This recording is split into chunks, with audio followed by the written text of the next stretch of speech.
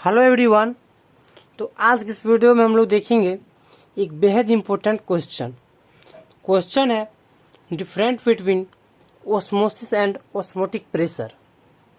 तो ओस्मोसिस दे के डैश देंगे और लिखेंगे the spontaneous flow of the solvent molecules from pure solvent to the solution through semi permeable membrane is called osmosis.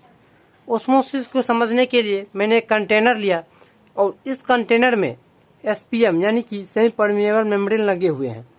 तो इस कंटेनर में एक साइड प्योर सॉल्वेंट यानी कि सॉल्वेंट मॉलिक्यूल्स रखेंगे और दूसरे साइड सॉल्यूशन है। तो प्योर सॉल्वेंट जो है सॉल्यूशन में जाएंगे through semi permeable membranes.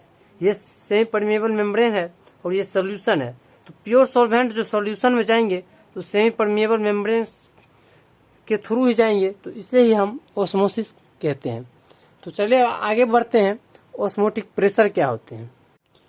Defined of osmotic pressure. Osmotic pressure को हम पाई से डिनोट करते हैं। लिखेंगे द एक्स्ट्रा प्रेशर यानी कि excess pressure that must be applied to a solution to just stop the process of osmosis is called osmotic pressure. यानी कि किस एक्स्ट्रा प्रेशर अप्लाई करने के लिए कह रहा है।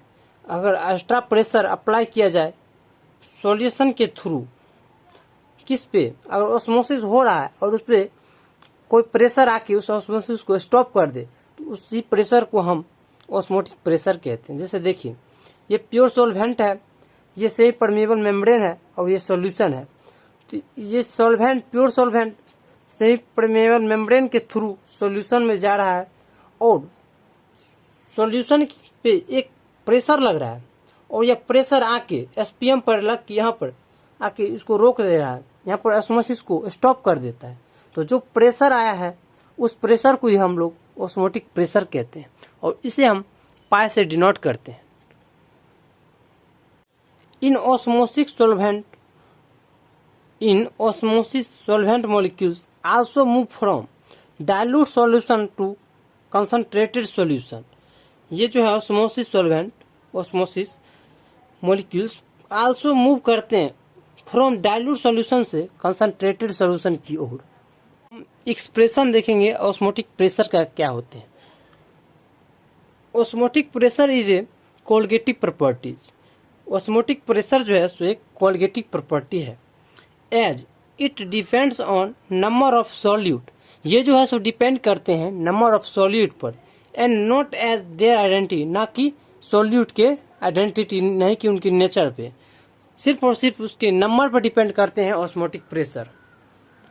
For dilute solution it has been found experimentally. Dilute solution में डाइल्यूट सॉल्यूशन के लिए फाउंड किया गया कि एक्सपेरिमेंट किया गया है that osmotic pressure of a solution is directly proportional to molarity of the solution at given temperature. तो प्रेशर जो होते हैं ऑस्मोटिक प्रेशर वो डायरेक्टली प्रोपोर्शनल होते हैं मोलारिटी के। तो मोलारिटी सी है, मोलारिटी को हम सी से डिनोट करते हैं। तो अब हम इसे मैथमेटिकल लिखेंगे pi directly proportional to molarity at constant temperature पे और pi directly proportional to temperature, ये टी को फिर यहाँ पे लिखेंगे और एट कांस्टेंट कंसंट्रेशन। पाई दोनों में है तो pi directly proportional to C T, C और ये वाला T, pi directly proportional to C T. Pi directly proportional को हटाएंगे और लिखेंगे pi equal to R C T. फिर पाई और इस सी को साइड करेंगे और इस आर को मिडिल में करेंगे तो सी आर टी, और इसे हम इक्वेशन नंबर फर्स्ट मानेंगे। Where R is gas constant also called solution constant. We know that, हम जानते हैं कि C is equal to N B by V, ये हम लोग जानते हैं C is equal to N B by V. इसको हम इक्वेशन नंबर सेकेंड मानेंगे और आगे बढ़ेंगे। Where N B is equal to number of moles of solute, V is equal to volume of a solution in litre में। Now from equation first से, अब from equation जो फर्स्ट था उसमें हम सी का वैल्यू पुट करेंगे। तो इक्वेशन फर्स्ट था pi is equal to C R T, equation first था pi is equal to C R T. Pi is equal to C का वैल्यू है एन बी, तो लिखेंगे एन बी और आर टी उसमें आर टी है और बाय भी, क्योंकि सी का वैल्यू है एन बी बाय भी, तो यहाँ पर लिख देंगे सी की जगह पे एन बी बाय भी और आर टी। इसको क्वेश्चन नंबर 3 देंगे। दिस इज ऑस्मोटिक प्रेशर, ये जो है ये इक्वेशन जो है ऑस्मोटिक प्रेशर का इक्वेशन है। तो अगर आप लोगों को यह वीडियो पसंद आई हो तो प्लीज़ मेरे चैनल को सब्सक्राइब करें और बेल आइकन को प्रेस करें, ताकि आने वाले नोटिफिकेशन आप तक सबसे पहले पहुंचेगी। जय हिंद।